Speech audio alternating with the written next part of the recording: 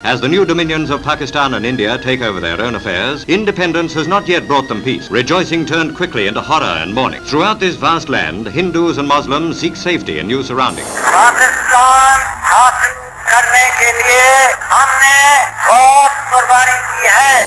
एक जमीन जिस पर दो न्यूक्लियर पावर्स अपना हक जताती हैं। Army troops opened fire at a Pakistani drone after it crossed into the Indian side of the line of control. एक कॉन्फ्लिक्ट जो 75 साल से भी ज्यादा पुराना है और एक सवाल जिसका जवाब आज तक नहीं मिला। We're often seen as terrorist victims of conflicts. Kashmir का मसला आखिर शुरू कैसे हुआ और पाकिस्तान एडमिनिस्ट्रेशन वाले हिस्से जिसे पाकिस्तान आजाद जम्मू एंड कश्मीर कहते हैं उसकी आखिर कहानी क्या है। आज हम किसी साइड का प्रोपेगेंडा नहीं बल्कि हिस्ट्री, फैक्ट्स और पब्लिकली डॉक्यूमेंटेड इवेंट्स के जरिए इस कॉन्फ्लिक्ट को समझने की कोशिश करेंगे। इंडिया भी चाहता है कि यार कश्मीर उनको मिल जाए तो हम अपनी जरूरतें पूरी करें, यहाँ अपने पास जो कश्मीर पड़ा हुआ है उसकी जरूरियात को पूरी करें। 1947 ब्रिटिश इंडिया दो मुल्कों में तकसीम हुआ, इंडिया और पाकिस्तान। लेकिन उस वक्त ब्रिटिश इंडिया में 500 से ज्यादा प्रिंसली स्टेट्स भी थीं। उन्हें फैसला करना था कि उन्हें इंडिया ज्वाइन करना है या पाकिस्तान। जम्मू एंड कश्मीर उन्हीं रियासतों में से एक है। उस वक्त वहाँ के रूलर महाराजा हरी सिंह थे। उनकी पॉपुलेशन की अक्सरियत मुस्लिम थी लेकिन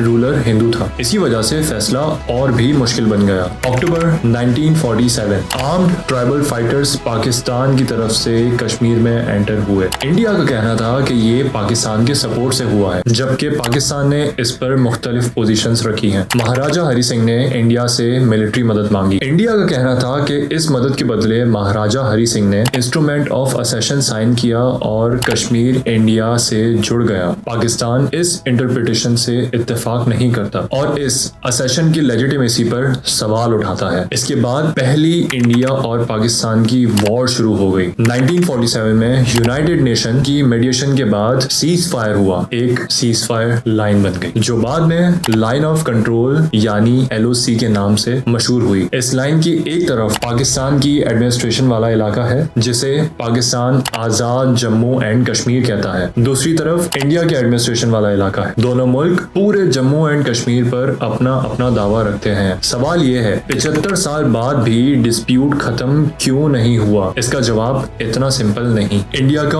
ऑफिशियल स्टांस है कि कश्मीर के लोगों को अपने मुस्तकबिल के फैसले करने का हक मिलना चाहिए। इंटरनेशनल लेवल पर भी इसी इशू पर मुख्तलिफ लीगल और डिप्लोमेटिक पोजीशंस मौजूद हैं। As far as my country is concerned, we stand ready for a peaceful settlement of the dispute of Jammu and Kashmir. इसी वजह से ये कॉन्फ्लिक्ट आज तक सॉल्व नहीं हो सका। पाकिस्तान एडमिनिस्ट्रेटेड कश्मीर या आजाद जम्मू एंड कश्मीर का अपना इलेक्टेड असेंबली और लोकल गवर्नमेंट स्ट्रक्चर है, लेकिन डिफेंस, फॉरेन अफेयर्स और कुछ दूसरे की एरियाज पाकिस्तान की फेडरल अथॉरिटीज के जेरे इंतजाम रहते हैं। सपोर्टर्स इस सिस्टम को सेल्फ गवर्नेंस का सिस्टम कहते हैं। क्रिटिक्स कहते हैं कि कॉन्स्टिट्यूशनल और पॉलिटिकल पावर्स की हदों पर अब भी बहस की गुंजाइश है और ये डिस्कशन आज भी जारी है। कश्मीर सिर्फ सियासत का इशू नहीं, ये जियोग्राफी, पानी की रिसोर्सेज, सिक्योरिटी और लाखों लोगों की जिंदगी से जुड़ा हुआ मसला है। हर टेंशन का असर सरहद के दोनों तरफ रहने वाले लोगों पर पड़ता है। इसीलिए